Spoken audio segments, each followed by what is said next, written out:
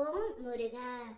என் அன்பு பிள்ளையே, நாளை சனிக்கிழமையில் உன்னுடைய வாழ்க்கையில் மிக பெரிய மாற்றம் ஒன்று நிகழப் போகின்றது. காரணத்தோடு மட்டுமே இந்த அப்பன் முருகன் உன் கண்ணில் பட்டு உள்ளேன் தங்கமே. வாழ்க்கை பயணத்தில் எவ்வளவு தான் சமாளித்து பயணம் செய்தாலும் அது நம்மை காயப்படுத்தாமல் விடுவதே இல்லை. காலில் குத்திய பிறகுதான் வலி தெரிகின்றது. கல் தடுக்கிய பிறகுதான் கல்லின் இடரல் தெரிகின்றது. வழுக்கிய பின்புதான் தரையின் தன்மை தெரிகின்றது. அனுபவித்த பின்புதான் அறிவுரைகள் புரிகின்றது.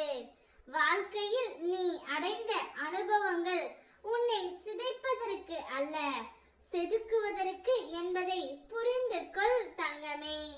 வாழ்க்கையில் எந்த ஒரு கவலையும் கடந்து போகும் என்ற தெளிவு இருந்தால் உற்சாகம் பிறக்கும்.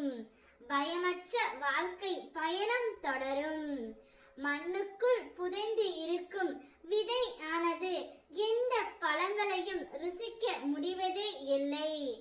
எந்த பலனையும் எதிர்பார்ப்பதும் இல்லை. தான் மறைந்து இருந்தாலும் பிறருக்கு பயன் கொடுக்கின்றது.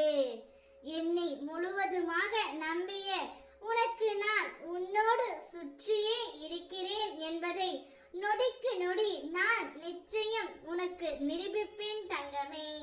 உன்னுடைய வாழ்க்கையில் இனி அனைத்து மங்களங்களும் உண்டாகும். அவசரப்பட்டு செய்யப்படும் செயல்கள் எதுவும் அந்த இலக்கை போய் சேர்வதே இல்லை. நடந்ததையே நினைத்து கொண்டு இருக்காமல் நடக்க போவதை பற்றி யோசிப்பில்லையே. முயற்சி என்பது ஒரு விதை மாதிரி. அதை நினைத்து விதைச்சுக்கிட்டே இரு. அதுல சில விதைகள் வளரும், சில விதைகள் மண்ணுக்கு உரமாகிவிடும். இதுதான் உலக நியதி. நடக்கும் விஷயங்கள் எதுவும் நம் கையில் இல்லை என்றாலும் நாம் விடாமுயற்சியுடன் இருந்தோம் என்றால் நாம் கண்டிப்பாக அந்த இலக்கை அடைவோம்.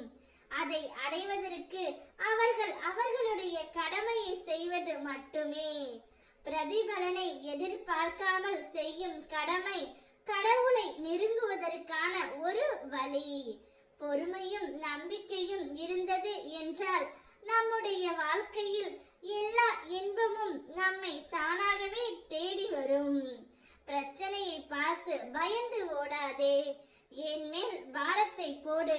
வரும் பிரச்சனைகள் எல்லாம் வந்த வழியிலே போய்விடும். நாளையே உன்னுடைய வாழ்க்கையில் நல்ல மாற்றம் நிகழும். சந்தோஷமாக இரு. ஓ முருகா.